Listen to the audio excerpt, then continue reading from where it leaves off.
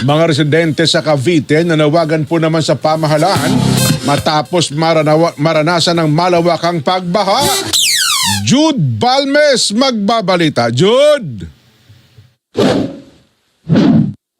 Isa ang Cavite sa nakaranas ng malaking epekto ng habagat dahil sa bagyong Maymay. Batay sa datos ng Office of Civil Defense at DSWD, higit sa 7,000 pamilya ang naapektuhan ng malawakang pagbaha sa 13 bayan at lungsod sa buong Cavite. Labis na pagkadismaya ang ipinaabot ng ilan sa mga Caviteño sa pinsala sa kanilang tahanan. Dati naman hindi kami nagkakaganito. Di ba? Matutuwa ka ba yan? Matutuwa ka ba sa gobyerno natin?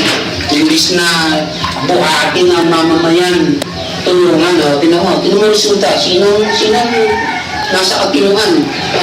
Matutuwa nito. Masaklap din ang naging resulta ng pagbabaha sa ikinabubuhay ng maraming kababayan natin. Every Filipino deserves a great government. Kung ano ba yung nabubunga ng ginagawa nila. And syempre, that's their role. As a Filipino, we are, it's okay, may karapatan tayo to criticize the government.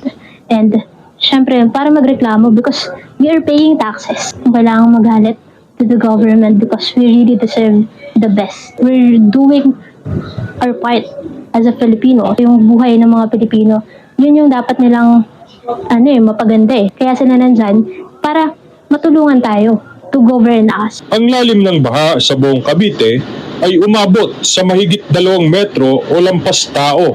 Depende sa partikular na lungsod at barangay ayon sa pinagsamang opisyal na pahayag ng iba't ibang ahensya tulad ng NDRRMC, MDRRMC, Philippine Coast Guard, Office of Civil Defense at mga local government units. Hinanaing naman ng mga Caviteño ang gawin ng gobyerno ang kanilang bahagi para sa mga Pilipino. Alam natin mga Pilipino may budget tayo pero bakit nangyayari to? Mula po rito sa Cavite, ako si Jude Balmes para sa 100% Balita.